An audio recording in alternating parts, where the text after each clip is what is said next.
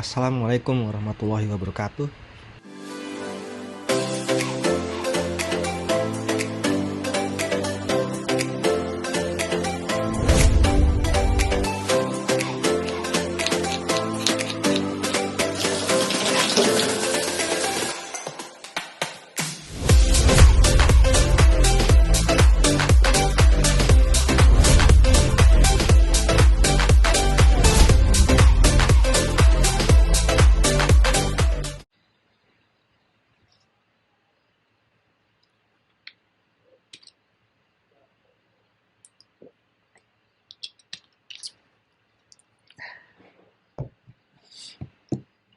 Assalamualaikum warahmatullahi wabarakatuh.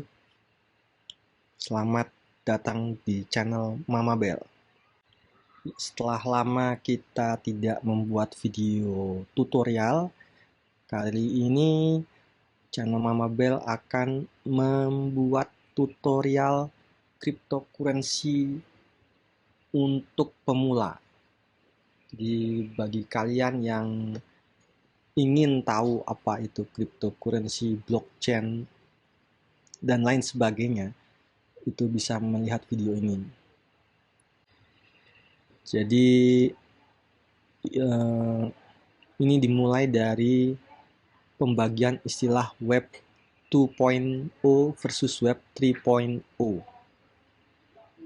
Web 3.0 sekarang mengarah ke blockchain, sedangkan Web 2.0 itu masih berbasis database.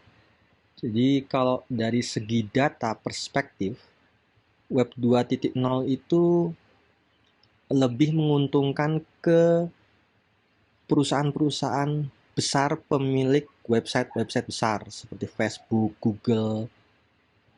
Mereka diuntungkan oleh Web 2.0. Jadi kalau misalnya kawan-kawan mungkin pernah merasa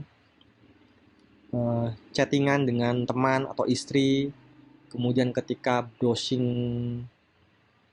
Facebook atau browsing Instagram akan muncul iklan yang berkaitan dengan apa yang dibicarakan di WhatsApp, itu adalah berkaitan dengan Web 2.0 ini. Jadi walaupun katanya data kita itu end-to-end encryption, tapi jika kita perhatikan iklan-iklan di Instagram itu selalu bisa pas dengan apa yang sedang kita butuhkan pada saat itu. Nah, itu memang seperti itulah Web 2.0. Nah, beralih ke Web 3.0 atau blockchain, itu individual yang punya potensi untuk memonetize data mereka. Jadi cryptocurrency dan blockchain menjadi fondasi dari Web 3.0 ini. Secara teknis, perbedaan Web 2.0 dan Web 3.0 ini bisa dilihat dari dari slide ini. Jadi bentar.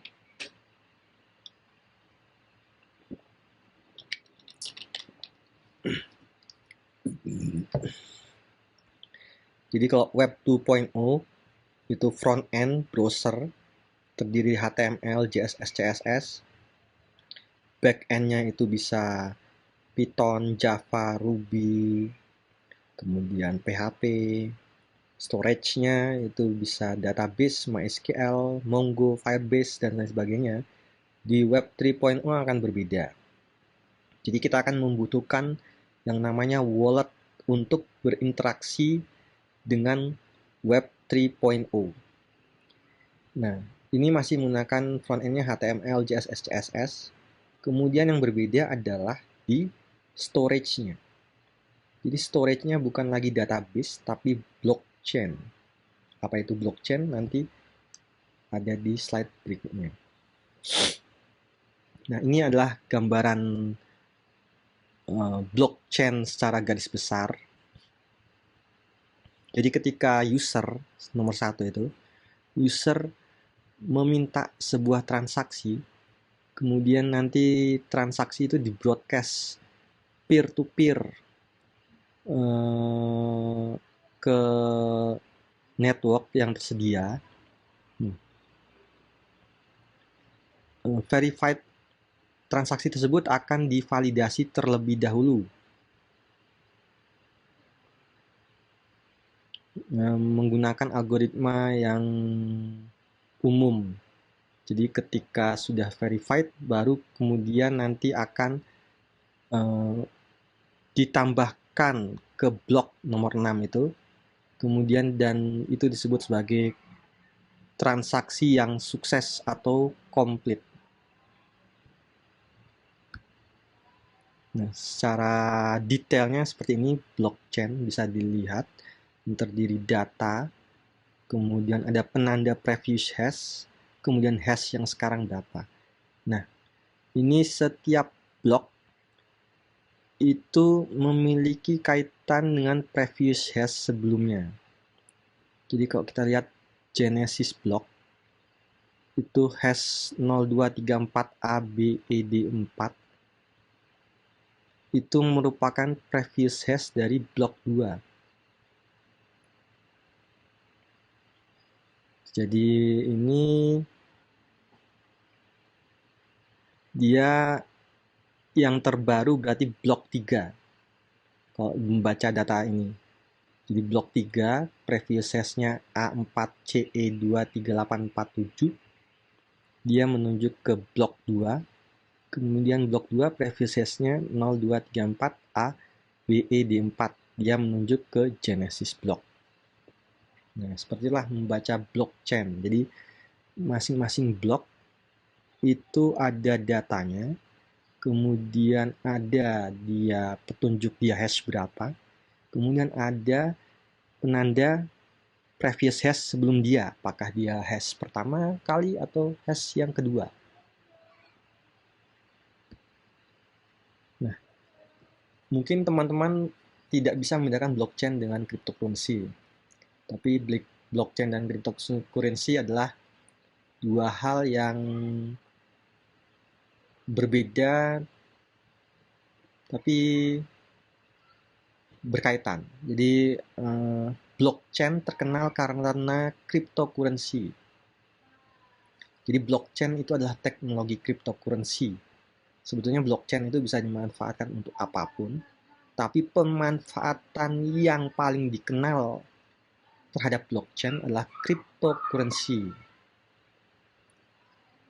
Ada banyak cryptocurrency, yang pertama muncul adalah Bitcoin. Nah, Bitcoin pertama kali muncul itu 18 Agustus 2008. Itu domain bitcoin.org muncul. Kemudian 31 Agustus ini 2008 kelihatannya. White paper dipublikasikan. Nah, ini white papernya ada di tengah ini. A peer-to-peer electronic cash system. Jadi memang kalau dibaca abstraknya, Bitcoin menjadi solusi untuk mengirim pembayaran online langsung dari satu orang ke satu orang lain tanpa melalui institusi finansial. Jadi jelas sekali di abstraknya Bitcoin memang tujuannya seperti itu. Nah, kemudian pencipta Bitcoin sendiri, Satoshi Nakamoto, itu sampai sekarang tidak diketahui siapa orangnya. Jadi Satoshi Nakamoto itu merupakan nama ciptaan. Tidak ada yang tahu itu apakah individu, apakah organisasi, apakah itu kumpulan dari orang-orang, itu tidak ada yang tahu. Kemudian transaksi pertama itu dilakukan oleh Satoshi dan Hal Finney 12 Januari 2009. Itu ada transaksi kirim-mengirim untuk uji coba mungkin. Kemudian nilainya dari Bitcoin itu muncul pada 5 Oktober 2019. Pada saat itu $1 sama dengan 1309 BTC atau 1309 ya. 1309 BTC. Ini jadi berdasar biaya listrik untuk menambang Bitcoin. Jadi kalau kamu pada 2009 itu menginvestasikan $1 untuk membeli BTC, itu kamu sekarang sudah menjadi jutawan. 1309 dikalikan sekarang $39.000, itu dibayangkan saja itu. Nah, kemudian jumlah dari Bitcoin sendiri terus bertambah. Jadi maksimal 21 juta Bitcoin diperkirakan bisa ditambang sampai tahun 2040.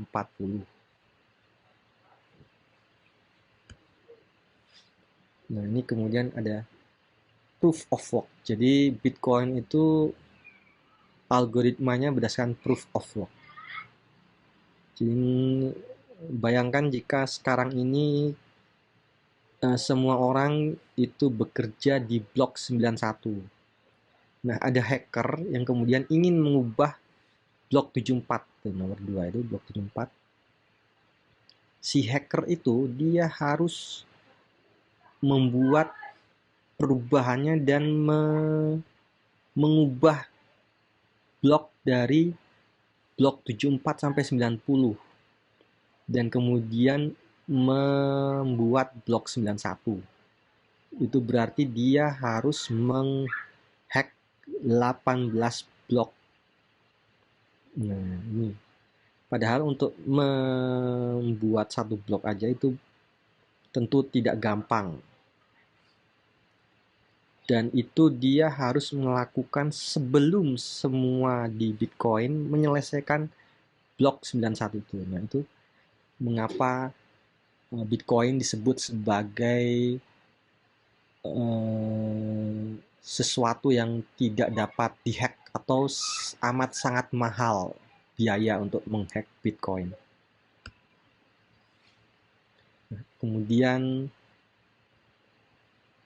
ini nilai Bitcoin dilihat dari 21 Februari 2022. Satu Bitcoin ini sama dengan $38.999.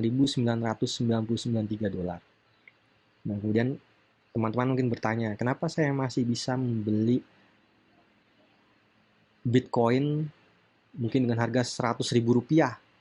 Padahal sekarang harganya $38.993. Jawabannya adalah, jadi seperti dolar, dia punya satuan terkecil, sen. Bitcoin juga punya satuan terkecil, namanya Bitcoin Satoshi ini. Nah, pada saat ini, itu 100, jadi angkanya ini 1 Bitcoin itu sama dengan 100 juta Satoshi. Jadi bisa dibayangkan tuh, 1 Bitcoin sama dengan 100 juta Satoshi. Berarti saat ini kamu bisa membeli 1 Satoshi sebesar $0,0000389. Nah, hitungan seperti itu. Jadi Bitcoin juga punya satuan terkecil, yaitu Bitcoin Satoshi ini. Mungkin banyak yang tidak tahu ya.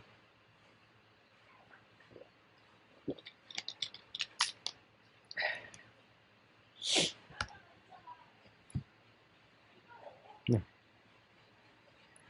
pemanfaatan dari blockchain.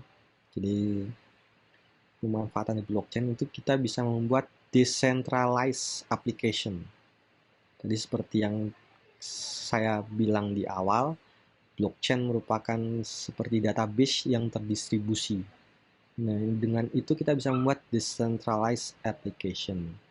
Pemanfaatannya untuk decentralized finance, itu ada bisa lending, borrowing, decentralized exchange, derivative future, nanti Binance ini. Kemudian untuk payment, kemudian pemanfaatan yang kedua gaming.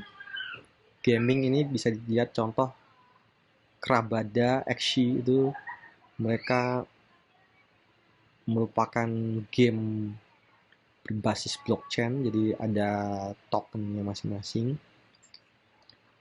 Kalau Krabada ini, jadi kamu bisa membeli kepiting menggunakan token, kemudian melengkapi kepiting itu dengan senjata, dengan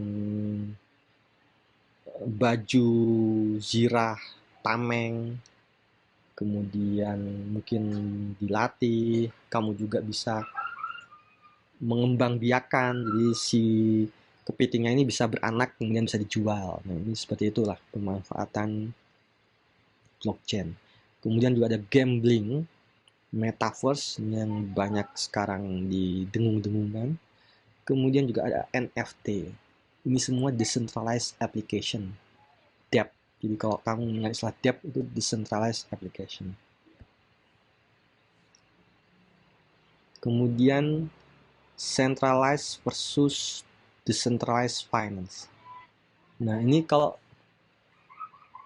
kita hubungkan dengan peristiwa akhir-akhir ini, yaitu perang Rusia-Ukraina, ini sangat amat related atau bisa dikaitkan. Jadi Rusia saat ini diblokir SWIFT atau Society for Worldwide Interbank Financial Telecommunication Banking Network. SWIFT ini bersifat internasional. Dia diadopsi oleh centralized finance. Jadi bank-bank centralized finance itu berkomunikasi menggunakan standar SWIFT. Nah, Rusia dia dikeluarkan dari SWIFT. Nah, ini bisa dilihat Boris Johnson, Twitternya, Rusia dikeluarkan dari SWIFT. Kemudian Ukraina meminta donasi menggunakan Bitcoin dan Ether, USDT juga. Ini ada Binance blokir akun orang Rusia. Nah, ini dia. Inilah yang membedakan centralized finance versus decentralized finance. Jadi, centralized finance itu kamu bisa diblokir. Binance itu walaupun dia cryptocurrency, tapi dia centralized exchange. Jadi dia bisa memblokir akun orang Rusia di Binance karena dia centralized exchange. Nah, ini yang ditujukan oleh Bitcoin. Jadi Bitcoin itu ingin membuat decentralized finance. Jadi uang-uangmu ya kamu tidak bisa diblokir oleh siapapun. Mengapa seenaknya orang memblokir kamu jadi nggak bisa ngambil uang, kamu jadi tidak bisa mentransfer uang, itulah tujuannya decentralized finance. Di contoh paling nyata di sini, jadi Boris Johnson, Rusia dikeluarkan dari SWIFT, sebagainya, jadi bank-bank Rusia tidak bisa mentransfer internasional, misalnya bank Rusia di Amerika tidak bisa mentransfer ke bank Rusia di Rusia. Wah, haus sekali.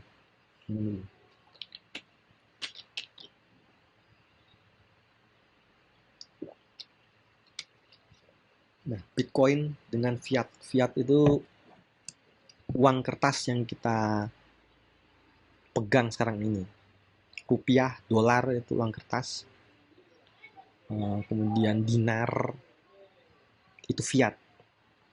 Nah, ini tabel dari Bitcoin Magazine membandingkan fiat, Bitcoin, dan other crypto atau kripto lain selain Bitcoin.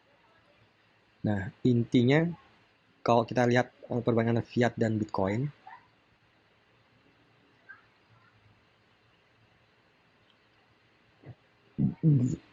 jadi fiat uang kertas itu, dia bisa dicetak berapapun banyaknya, bisa dicetak sampai uang kertas itu tidak bernilai. Seperti di Zimbabwe, pemerintah mencetak uang Zimbabwe, jadi uang kertas itu jadi tidak bernilai. Sedangkan Bitcoin, dia punya batas maksimal 21 juta koin. Nah, itu beda pertama fiat dan Bitcoin. Fiat uang kertas itu bisa dicetak. Pemerintah bisa mencetak berapapun banyaknya. Zimbabwe itu inflasinya sampai jutaan persen karena pemerintah mencetak sebanyak-banyaknya uang kertas. Nah, perbedaan kedua itu adalah fiat itu dipengaruhi oleh regulasi-regulasi pemerintah. Seperti tadi, Rusia di ban oleh berbagai macam bank di Eropa gitu. Jadi itulah, jadi fiat itu terpengaruh oleh regulasi-regulasi pemerintah atau tindakan-tindakan pemerintah. Sedangkan Bitcoin sama sekali bebas dari sensor apapun. Dia kuat dari sensor apapun.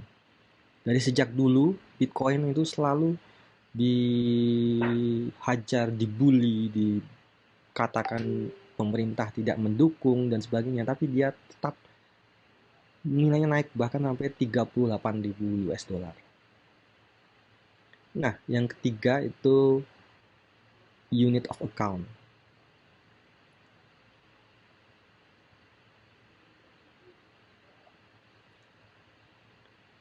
Unit of account. Jadi fiat ini uang kertas, kita jumlahnya bergantung dari keterangan pemerintah.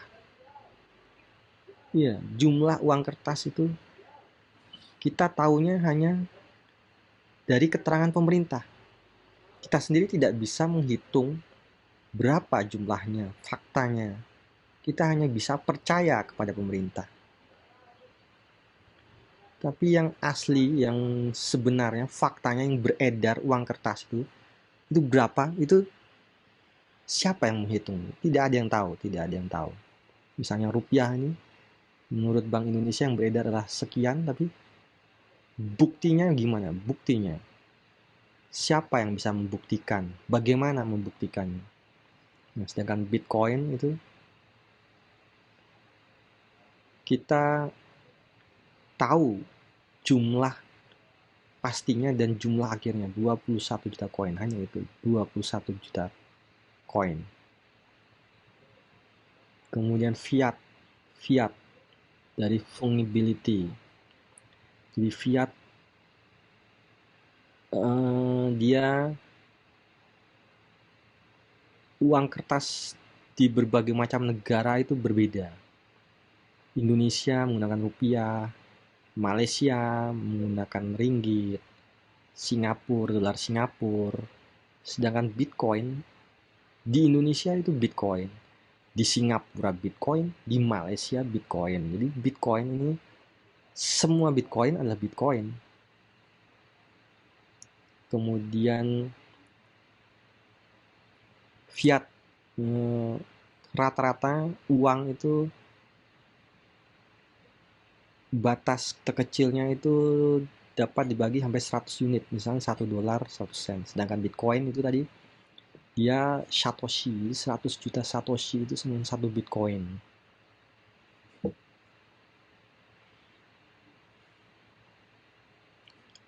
Fiat, kemudian kemampuan untuk dapat dikenali ya, fiat uang kertas rupiah adalah rupiah. Tapi jika itu dibawa ke Malaysia, mungkin orang Malaysia juga tidak akan mengenal bahwa itu rupiah. Nah, jadi tidak hafal dengan gambar rupiah atau bentuknya rupiah seperti apa. Dengan Bitcoin di mana-mana adalah Bitcoin. Kamu bisa membuktikan itu Bitcoin, kamu bisa mengenali bahwa itu Bitcoin.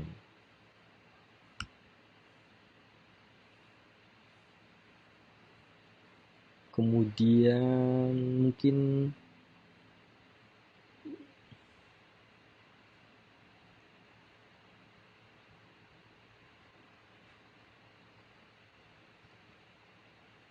dari scarcity, jadi yang berbeda tadi seperti kelangkaan, jadi seperti yang berkaitan dengan unit of account tadi, tidak ada yang tahu jumlah beredar dari uang fiat, uang rupiah, uang dolar Singapura, tidak ada yang tahu. Dan tidak ada yang tahu ke depannya pemerintah akan mencetak berapa lembar uang kertas lagi. Tidak ada yang tahu. Sedangkan Bitcoin itu semua tahu dari source code-nya, karena source code-nya terbuka, itu hanya akan ada 21 juta koin pada akhirnya. 21 juta koin pada akhirnya.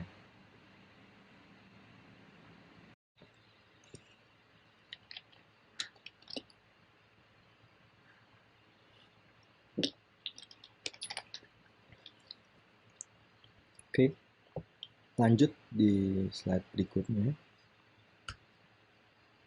Bitcoin dan fiat. Jadi ini dia. Tidak semua, walaupun memang tidak semua token memiliki maximum supply, ada juga yang supply-nya bisa tambahkan oleh developer, tapi ini kita bicara tentang Bitcoin. Jadi Bitcoin memang suatu saat akan mencapai maksimal 21 juta koin. Nah, ini adalah perbandingan gambaran scarcity leads to rise in demand. Jadi kalau bisa dibandingkan 7,9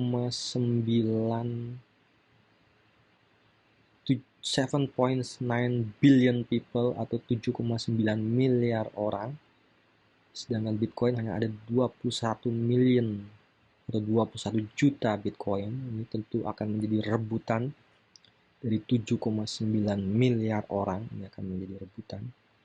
Sedangkan kalau US dollar, dia seperti yang kita sampaikan tadi, pemerintah bisa mencetak berapapun banyaknya, every day bisa dicetak, dan tidak ada yang bisa mengontrol, tidak ada yang bisa mengatakan berapa jumlah uang kertas beredar sekarang. Tidak ada yang bisa mengatakan, tidak ada yang bisa membuktikan berapa jumlah rupiah yang beredar sekarang. Tidak ada yang bisa membuktikan. Cara membuktikannya gimana? Apakah mau mengumpulkan semua uang rupiah dari masing-masing orang? Tidak ada yang bisa membuktikan. Kita hanya bisa percaya kepada pemerintah. Nah, jadi kalau Bitcoin ini ada wallet address, 12 secret phrase, dan jaringan. Masing-masing Bitcoin ini harus disimpan di wallet. Nah, ini sebelah kiri ini gambar dari contoh 12 secret phrase. Tidak semua secret phrase 12, ada juga yang berjumlah 24. Kalau kamu membuat wallet di Galeon, itu ada punya 24 secret phrase. Tapi kalau kamu di Trust Wallet itu hanya 12.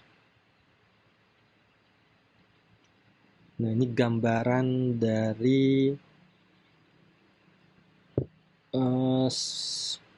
perbandingan awam antara bank dengan Bitcoin.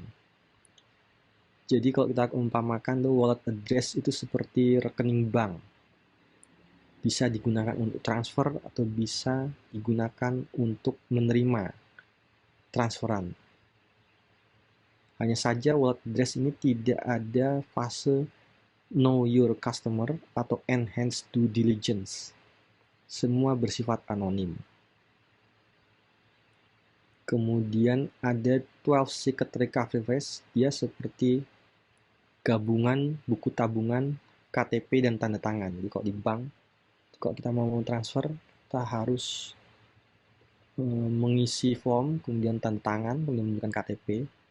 Nah, ini sama. Kamu jika memiliki 12 secret phrase, kamu bisa mentransfer Bitcoin. Perubahannya seperti itu. Jadi 12 secret phrase itu jangan kamu tunjukkan ke siapapun. Juga jangan sampai hilang. Simpan di tempat aman. Karena jika kamu tidak mempunyai 12 secret phrase, itu berarti itu bukan Bitcoinmu. Hilang udah Bitcoinmu. Jadi hati-hati.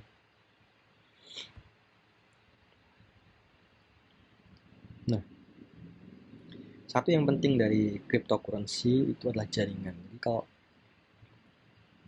kita transfer, itu kita harus tahu dulu jaringannya apa. Karena salah-salah itu token atau koin kita bisa hilang jika kita mentransfer dengan jaringan yang salah. Jaringan sendiri di cryptocurrency itu banyak sekali macamnya. Dia ada jaringan Binance Chain, BIP2, Binance Smart Chain BEP20, Ethereum ERC20. Nah, ini jangan dilupa masing-masing jaringan itu punya fee. Jadi kayak kalau kamu transfer dari bank BCA ke BNI itu nanti ada fee 6.500. Nah, ini di Bitcoin juga sama. Jadi setiap transfer itu ada kena fee. Nah, masing-masing jaringan itu berbeda fee-nya. Jadi kamu harus hati-hati memilih jaringan. Jangan-jangan fee-mu untuk transfer itu melebihi dari uang yang transfer. Ini misal di ETH yang paling tinggi itu di ETH ERC20, jaringan ERC20. Misal kamu mau ngirim ETH ya sekitar 200.000, itu bisa saja fee-nya itu misalnya 500.000. Jadi untuk mengirim 200.000 senilai 200.000, kamu harus mengeluarkan senilai 500.000. Nah, jadi hati-hati dengan jaringan ini. Nah, ini tadi seperti yang kita bilang, perbandingan dari berbagai macam jaringan.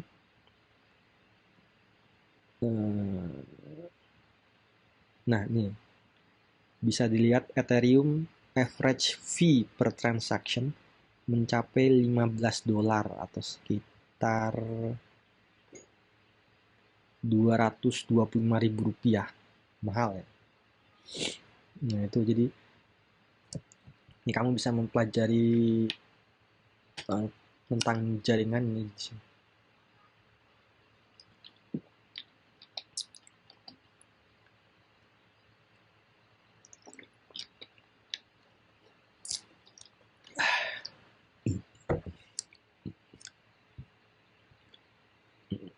Nah, Ethereum transaction per secondnya 65.000, Ethereum 15, Binance Smart Coin Smart Chain 100, Polkadot 1000, Cardano 200.000, Tron 1000.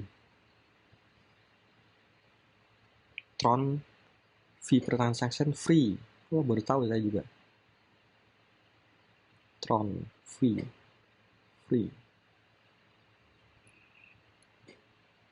Nah, Ethereum transaction latence-nya 5 menit. Jadi untuk mengirim di ERC20 butuh waktu kurang lebih 5 menit.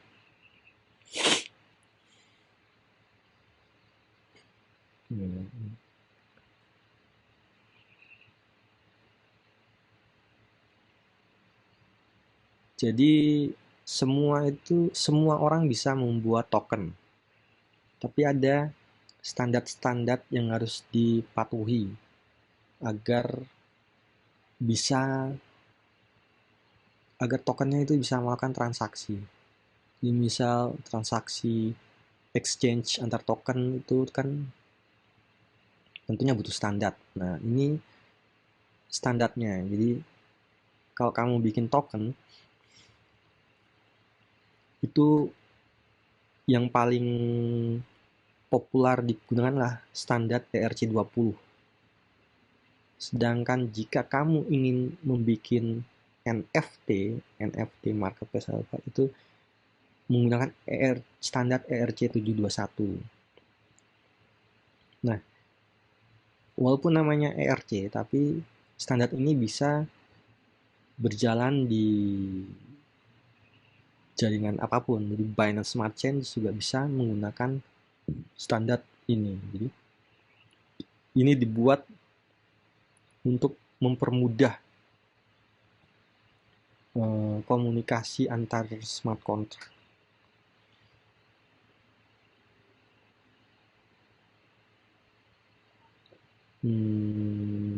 Kemudian walaupun standar ada, tapi tidak semua standar bisa digunakan. Terkadang ada standar yang masih dalam EIP phase atau Ethereum Improvement Proposal. Misalnya ERC223 itu belum digunakan karena masih adalah dalam Ethereum Improvement Proposal atau mungkin sedang diteliti lebih lanjut.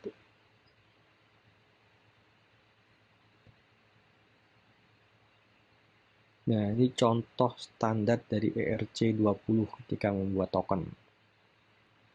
Jadi dari standar ini kamu tahu kamu harus membuat seperti apa tokenmu itu. Jadi ada total supply, kemudian ada transfer, ini fungsi-fungsi. Ada fungsi total supply, ada fungsi allowance,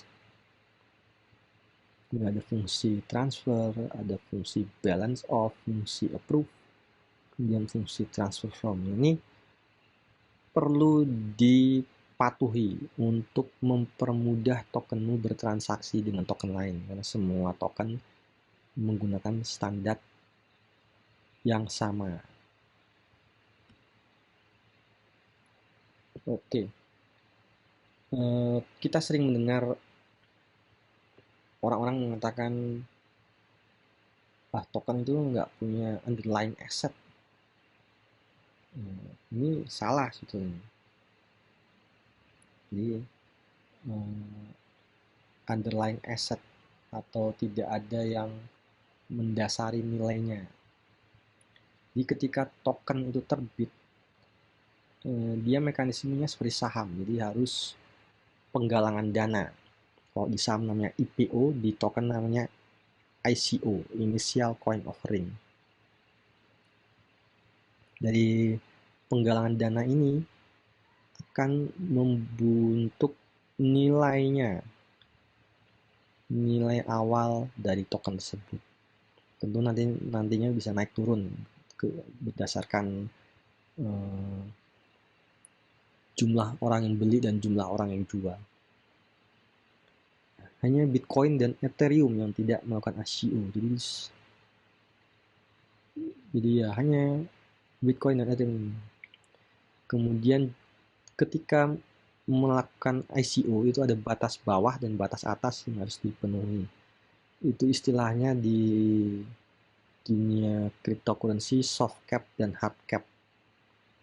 Jadi kalau kamu sudah mulai mengikuti ICO dan ingin mengikuti ICO, itu akan sering mendengar soft cap dan hard cap. Soft cap itu batas bawah, jadi nilai minimum yang harus dipenuhi agar ICO-nya sukses. Hard cap itu batas maksimal nilai ICO.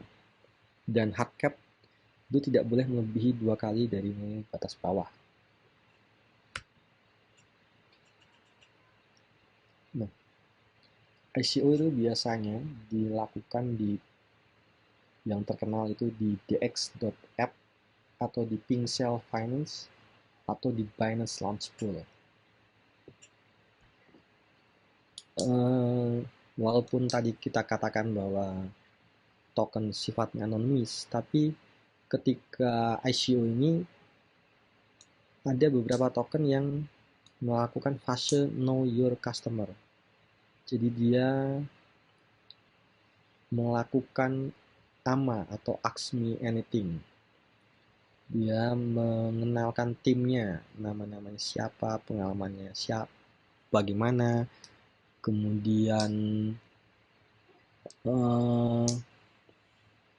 dia sudah bekerja di mana, lulusan mana, jadi bisa dilihat. Nah itu nomor 2 itu di DXF kita bisa melihat informasi-informasi yang berguna, know your customer itu. Walaupun dikatakan decentralized finance, tapi tetap mungkin untuk meyakinkan penggalangan dana, jadi tetap dilakukan fase know your customer. Tapi tidak jarang juga koin yang token yang tetap anonymous. Nah tadi 3 daftar ICO dikelompokkan berdasarkan jaringan masing-masing. Jadi kamu di Binance Smart Chain tuh ICO-nya apa, kemudian ada di Tron itu ICO-nya apa, di RC20 ICO-nya apa, itu beda-beda. Jadi sekali lagi jaringan itu sangat penting. Nah ini kita bisa melihat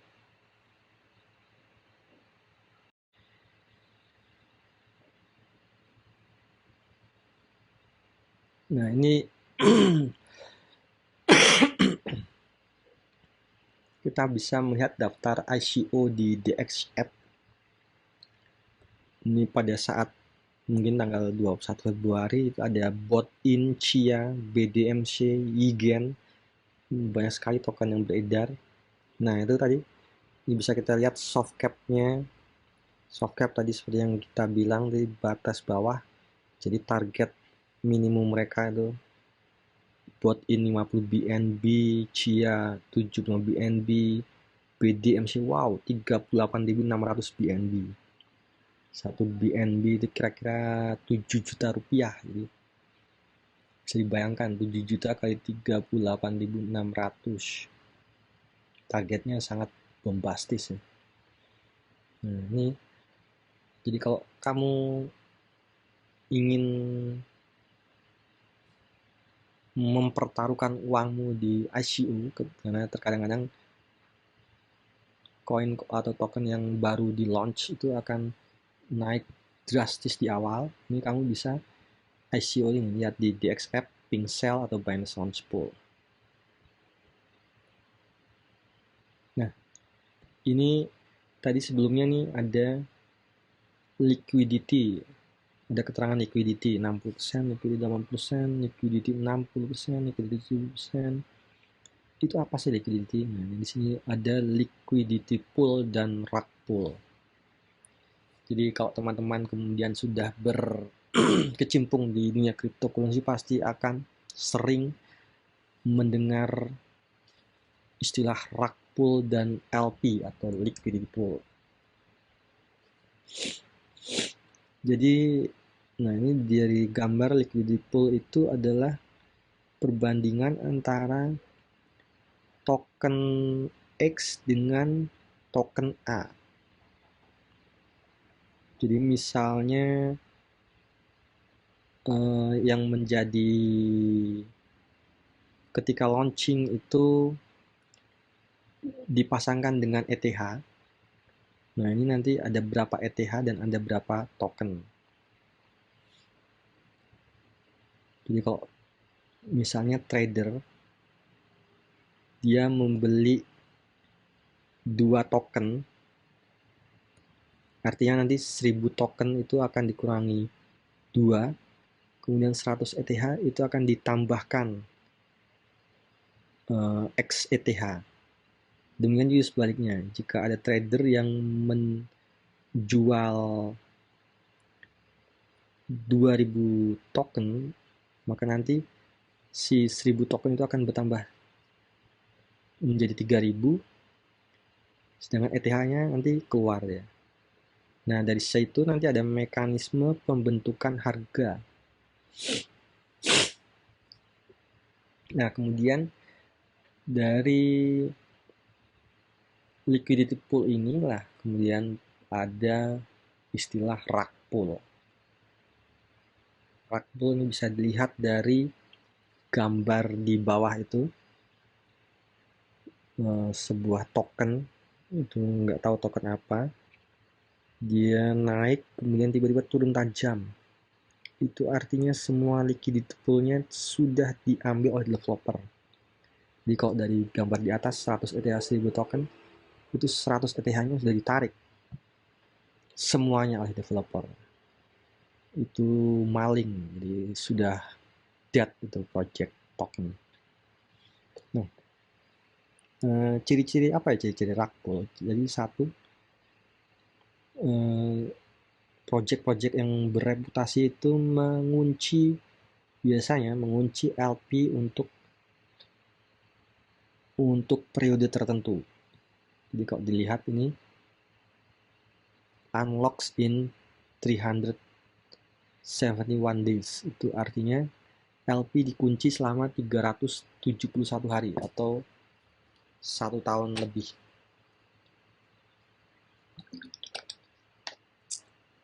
Kemudian Yigen ini unlocks in 729 days atau kira-kira 2 tahun LP-nya akan dikunci.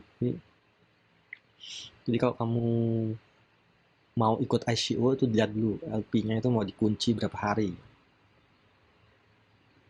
Kemudian ciri-ciri supaya kamu bisa menghindari rug pool, jadi major characteristic of a possible rug pull is a coin skyrocketing in price within hours. Jadi jangan sekali-kali fear of missing out.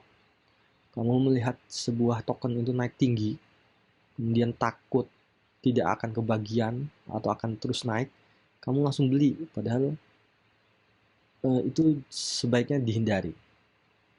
Karena bisa saja itu hanya jebakan Batman dari rug pull. Jadi ya, jangan sekali-kali fear of missing out. Masih banyak token-token lain yang akan melakukan ICO, jadi nggak usah khawatir tidak kebagian.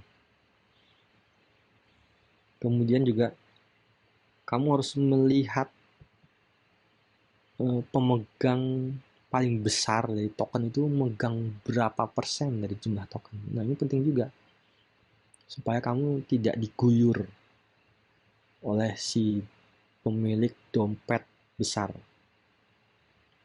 If the top 10 wallets hold more than 20% of token or worse, a large percentage of the token is held in a single wallet, then this is a dangerous sign of potential rug pull. Nah, itu jadi kalau kamu melihat banyak wallet-wallet yang memegang bagian yang sangat banyak dari token itu, kamu harus hati-hati karena kamu bisa diguyur.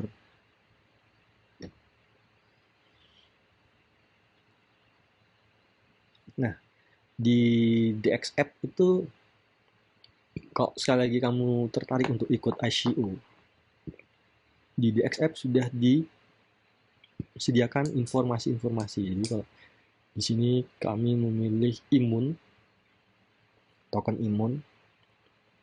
Token imun ini dia presale 29 Oktober 2021, itu di bagian kanan bawah itu ada presale start. Dia akan di halaman DXF itu ada beberapa informasi yang bisa dimanfaatkan untuk jadi pengetahuan. Do your own research. Do your own research area. Nah, itu nomor 1, DX warning. Jadi DX warning itu isinya adalah, kalau kita lihat, warning-warning berdasarkan kriteria DXF.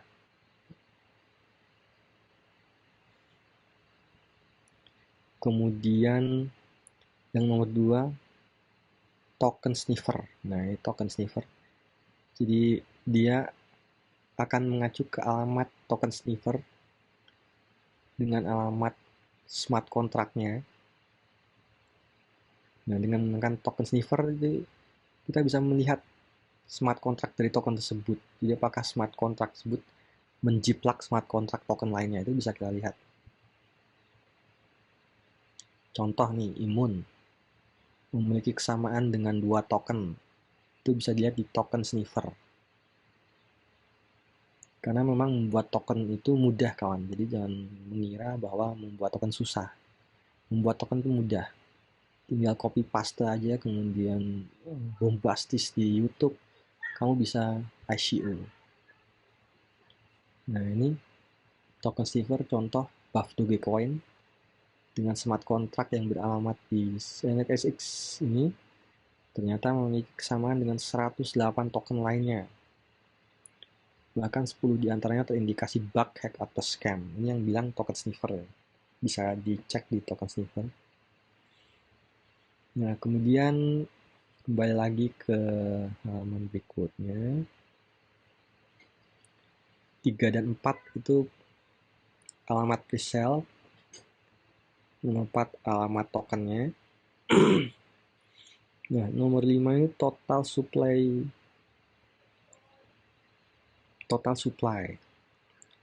Jadi total supply imun ini 1 triliun, 1000 triliun imun. Token yang akan dijual itu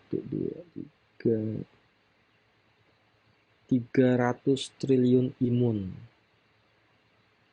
Jadi nanti ada 700 triliun imun yang di-keep ya. 700 triliun imun yang dikit. Kemudian soft cap-nya atau targetnya dia menghimpun dana 100 BNB.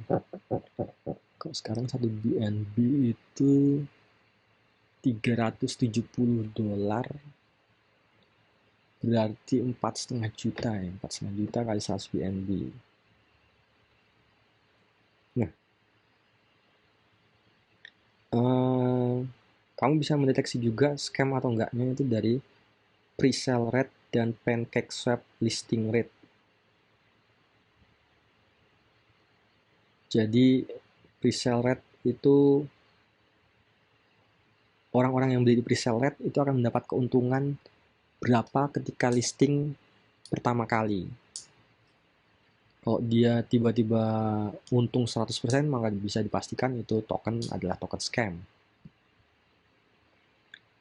Nah, ini pre-sale rate-nya miliar 1,5 triliun, PancakeSwap-nya 1 BNB akan mendapatkan 1,5 triliun imun, sedangkan PancakeSwap-nya 1 BNB hanya mendapatkan 1 triliun 50 miliar imun.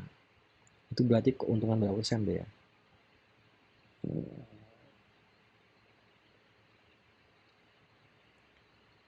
Keuntungan 30% di 89. Artinya orang yang membeli duluan ke pre-sale langsung mendapatkan keuntungan sebesar 30%.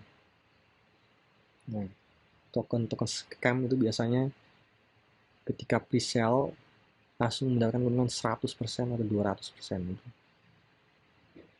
Jadi itu yang bisa membuat kamu diguyur. Kemudian 10 dan 11 itu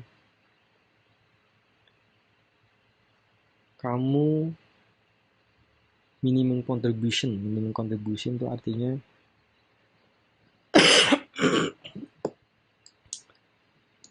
kalau kamu mau berpartisipasi minimal harus mengeluarkan 0,1 BNB atau 0,1 kali 4,5 juta, itu sekitar 450.000 ya.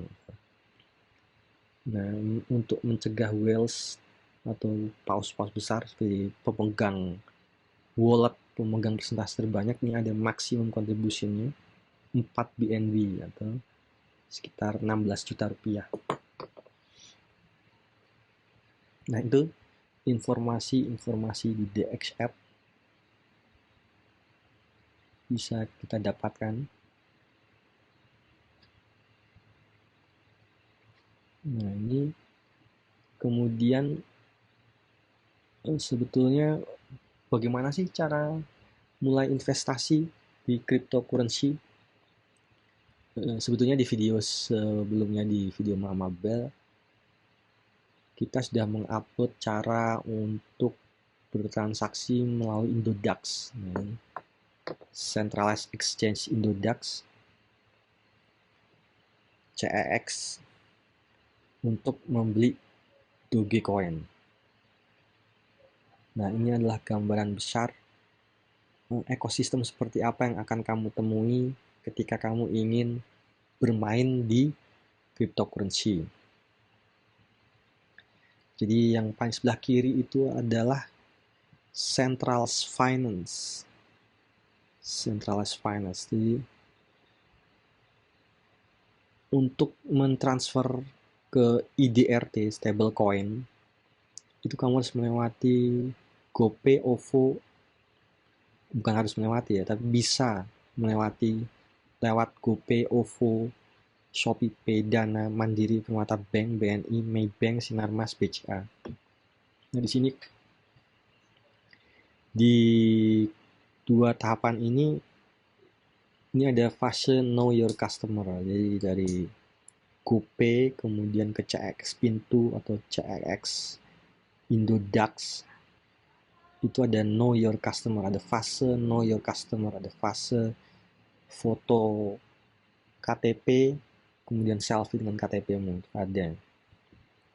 Jadi memang di dunia kripto ini tidak semuanya bersifat anonymous ya, jadi ada beberapa bagian yang pasti akan bersentuhan dengan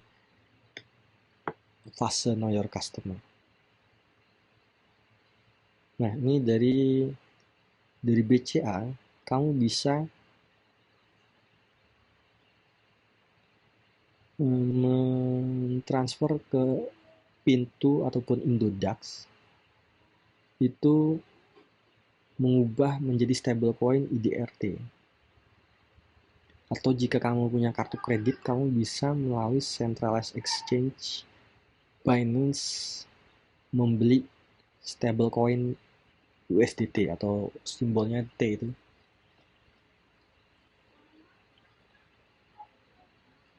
Jadi di Indonesia ada pintu Binance dan Indodax. Jika kamu memiliki kartu kredit, kamu bisa langsung bertransaksi lewat Binance. Tapi Binance juga ada fase know your customer juga, walaupun dia perusahaan luar.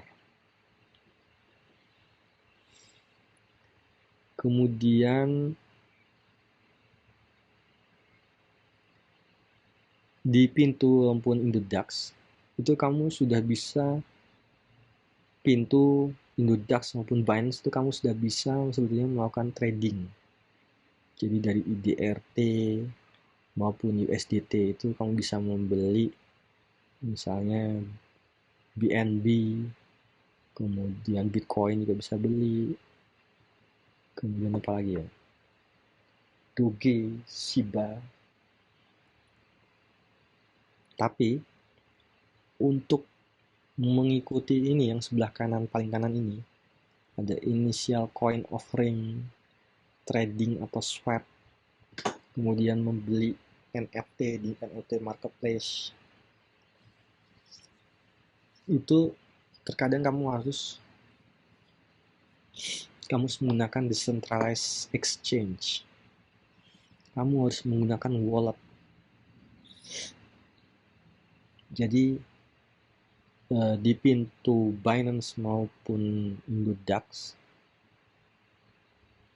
sayangnya dia tidak bisa mengenerate 12 secret phrase. Jadi kita tidak bisa mengkoneksikan pintu Binance Indodax dengan Trust Wallet ataupun MetaMask. Jadi caranya adalah kita harus buat dulu di Trust Wallet ataupun di MetaMask. Kalau di Trust Wallet maksimum 10 wallet address yang bisa dibuat, semacam 10 rekening bank. Di MetaMask saya belum pernah nyoba maksimumnya.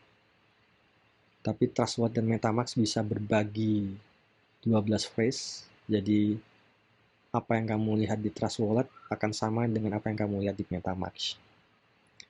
Nah, dari pintu Binance dan Indodax itu, kita perlu mentransfer ke wallet address yang sudah kita buat di Trust Wallet ataupun di MetaMask. Ataupun di Galeon. Ya, jadi memang agak sedikit membingungkan di fase ini. Jadi terkadang kita harus men-track langkah-langkahnya dari belakang. Sebagai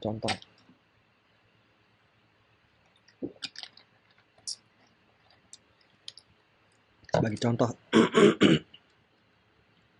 Kita ingin membeli NFT di hisetnunsat.art. Itu di jaringan Tezos. Artinya kita harus membuat wallet Galeon. Jadi Trust Wallet dan MetaMask tidak bisa untuk mengakses jaringan Tezos, jadi kita harus pakai wallet Galeon. Nah, dari situ barulah kita memutuskan untuk membeli Tezos di Indodax untuk ditransfer ke Galeon Wallet. Jadi memang ini pola pikir terbalik. Kalau kita ingin bertransaksi di OpenSea atau Rarible untuk membeli NFT, itu kita masih bisa menggunakan MetaMask dan kita masih bisa menggunakan MetaMask. Jadi masih bisa. Kemudian kalau kita mau mengikuti ICO di Binance Launch Pool, ya tentu saja kita tetap di Binance. Kalau di Pink Shell ya kita harus punya MetaMask. Tergantung jaringannya apa, nanti bisa dipilih MetaMask. Di Excel juga bisa pakai MetaMask. Jadi seperti itu. Jadi memang agak rumit di dunia kripto. Jadi kita harus berpikir terbalik seperti tadi. Mau beli apa? Mau beli apa? Di jaringan apa? Dengan token apa? Nah, itu baru kita bisa menentukan langkah dari awal. Apakah kita transfer di Indodax, kemudian beli token apa, kemudian transfer ke wallet apa. Jadi, ya inilah gambaran dunia cryptocurrency, dunia decentralized exchange.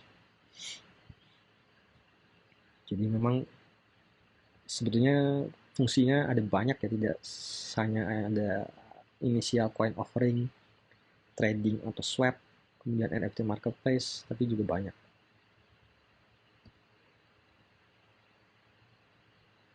Nah, jika kita sudah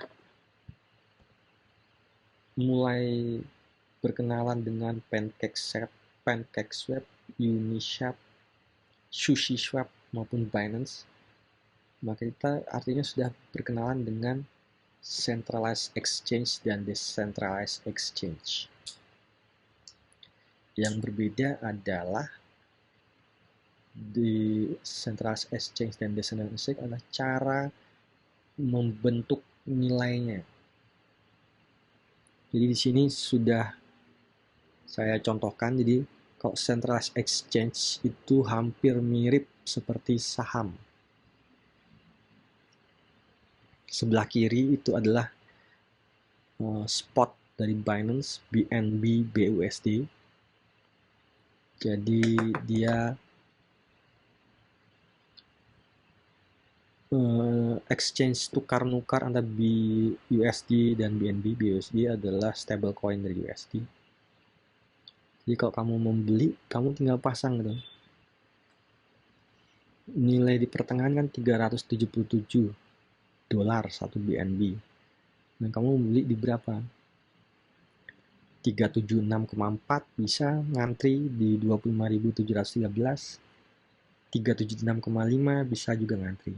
Nah, beda halnya dengan decentralized exchange atau seperti PancakeSwap, Uniswap, SushiSwap. Dia ada mekanisme untuk membentuk harga. Jadi langsung dia. Misalnya di sini, misal BUSD ada di atas dia. Jadi 6 US dollar itu langsung muncul berapa token yang bisa ditukar. Jadi kita tidak bisa mengantri menunggu turun dulu baru beli, tidak bisa. Di decentralized exchange kita harus langsung membeli sesuai dengan rumus automated market maker. Jadi bedanya di situ, automated market maker. Decentralized exchange bisa menggunakan order books, dan decentralized exchange itu ada rumus untuk membentuk nilai.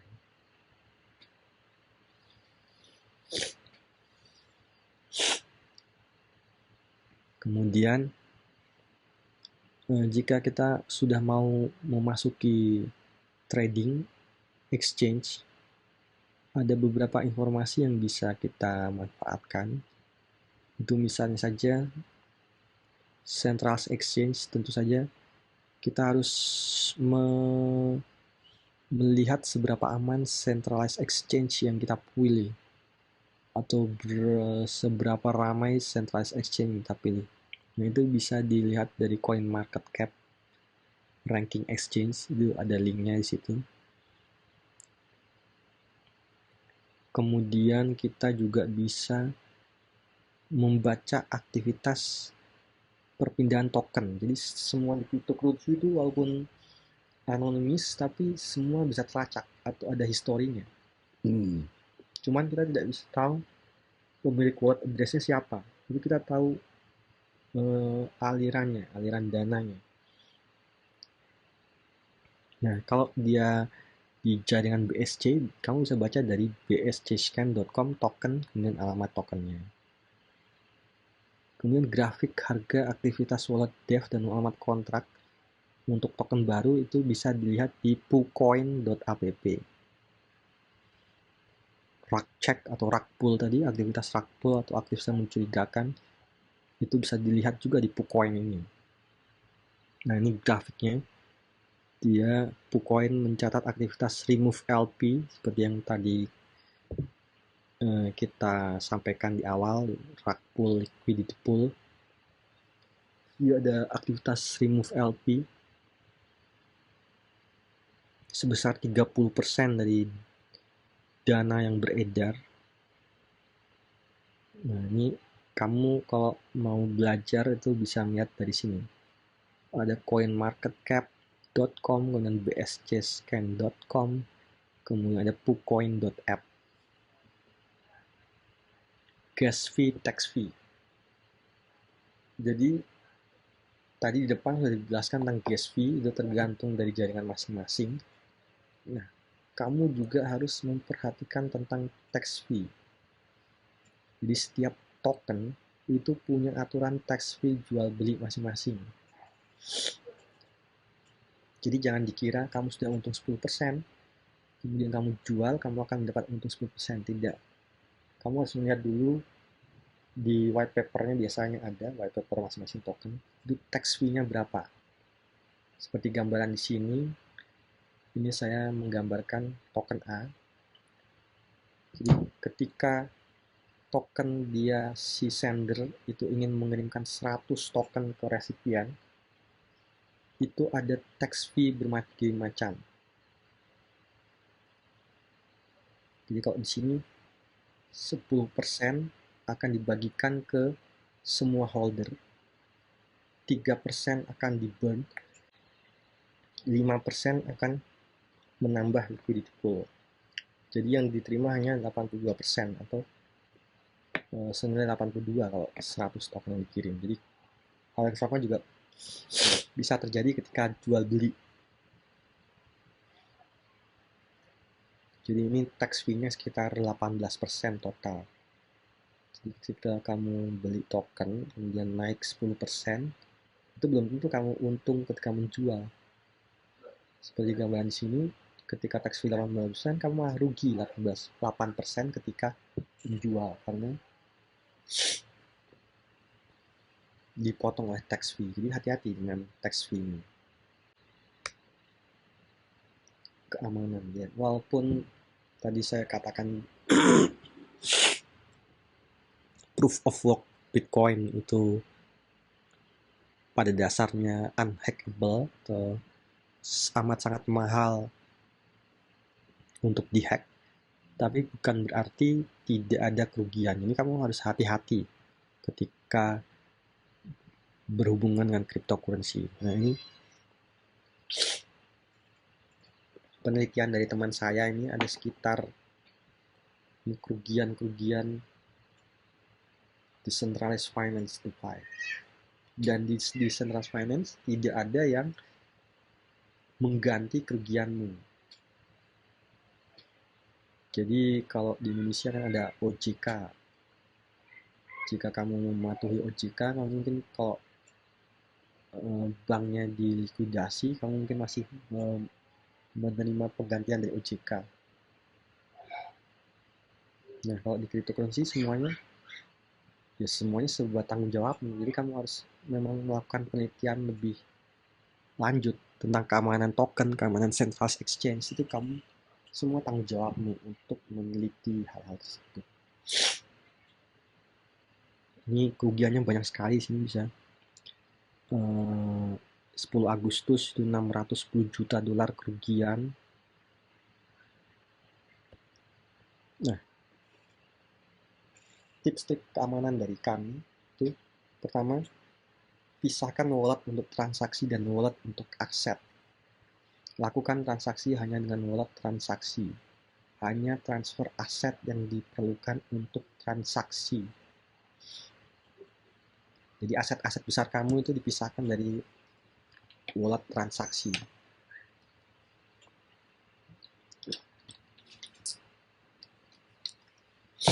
Jadi misalnya jika kamu punya 12 Bitcoin ya, kalau kamu transaksi jangan menggunakan wallet itu. Gunakan wallet lain yang dengan sejumlah dana yang diperlukan. Jadi asetmu tetap aman dan asetmu tidak ada yang tahu. Kemudian nomor 2, nah ini lakukan koneksi login hanya dengan wallet transaksi. Jadi wallet aset menyimpan aset besar itu disimpan, jangan disebarluaskan, jangan dikoneksikan ke apapun. Jadi hanya transfer aja dana yang kamu butuhkan. Yang ketiga, jangan sebar 12 phrase Anda. Jika ada permintaan dari suatu website atau aplikasi untuk memasukkan 12 phrase, gunakan wallet transaksi yang menyimpan sedikit aset. Hati-hati, dan kuncinya adalah do your own research. Jadi di kriptonya memang pada dasarnya semua adalah tanggung jawabmu. Semua bersifat decentralized finance. Kamu harus melakukan risetmu sendiri, kamu harus berhati-hati. Sekali lagi ingat, ini ada banyak celah-celah keamanan. Juga telah banyak kerugian yang dialami dari tahun 2020-2021. Jadi sekali lagi, do your own research dan hati-hati. Jadi kalau kamu ingin mendapatkan slide ini, kamu diharapkan berkontribusi Rp100.000 untuk mendapatkan slide ini jika kamu ingin belajar lebih lanjut. Link donasinya akan ada di page Mama Bell. Oke, thank you. Selamat sore. Jangan lupa subscribe